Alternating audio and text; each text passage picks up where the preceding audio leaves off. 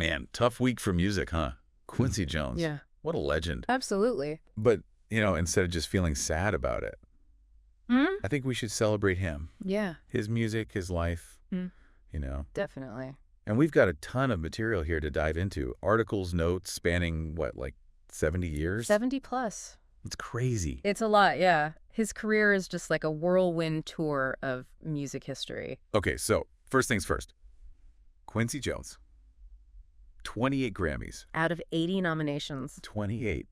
That's wild. I mean, it's like winning a Grammy every year for breakfast or something. Right, and it's not just the amount, it's the variety, too. I mean, yeah, everyone knows about Michael Jackson, but we're talking Aretha Franklin, Donna Summer, George Benson. Oh, yeah. Dizzy Gillespie. I mean, come on. It's mind-blowing. He could work with Aretha with that raw power. Yeah. And then turn around and create that slick disco sound with Donna Summer. Total opposite ends of the spectrum. Total opposite versatility, man. And then, we got to talk about We Are the World. Oh, absolutely. That was huge. It wasn't just a song. It was a whole moment. A phenomenon. Yeah. And to bring all those artists together for a good cause, that says something. It does. It really does. And speaking of going beyond music, did you know he had a whole TV and film company? Yeah. Founded in 1990. Oh, yeah. I mean... They weren't playing around either. No. I mean, they produced The Fresh Prince of Bel-Air. Huge hit. Are you kidding? I grew up on that show. Exactly. And The Color Purple. Iconic. Oh, absolutely. And then even later in life, Quest TV. The on-demand music service. Yeah. Them never stopped. It's amazing.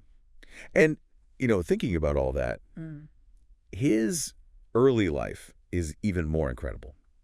Born in Chicago, moves to Washington State, plays in a band with Ray Charles at 14 years old. 14. Can you imagine? Ray Charles. I mean, come on. And then backing Billie Holiday as a teenager, too. Crazy. Goes to New York, studies music, gets hired by Lionel Hampton. Wow. Even plays trumpet for Elvis Presley's first TV appearances. The guy was everywhere. It's almost unbelievable. It really is. And, he did all this while facing so many obstacles. Oh, yeah. He was a producer, arranger at Mercury Records, started scoring films, and then in 1968, history. He becomes the first African-American to be nominated for Best Original Song at the Oscars. Oh, The Eyes of Love, right? Yes, from In the Heat of the Night. Wow. In that film, dealing with racial tension. Huge. At the height of the civil rights movement, it was a big deal. And that was just the first of 7 Oscar nominations for him. 7.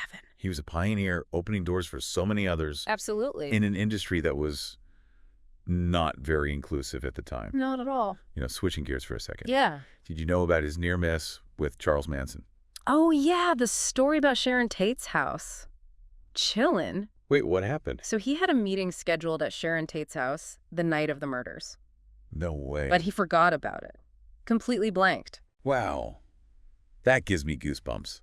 I mean, talk about a close call. Yeah. And then he survives a brain aneurysm in 74. That guy was resilient. He really was. Lived a life full of incredible moments, both high and low. Yeah. And through it all, 3 marriages, 7 children.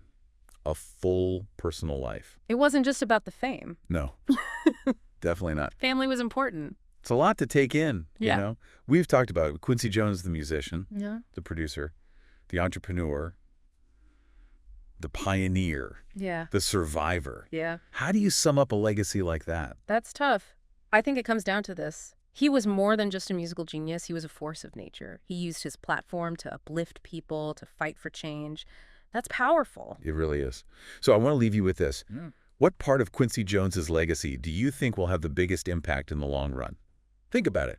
And while you're thinking, why not go experience his work for yourself? Listen to his music, watch his films, check out Quest TV. There's a whole world to discover. Definitely worth exploring. It really is. Yeah. Well, that's it for this deep dive. Thanks for joining us. Thanks for having me. And until next time, keep exploring. Keep the music playing.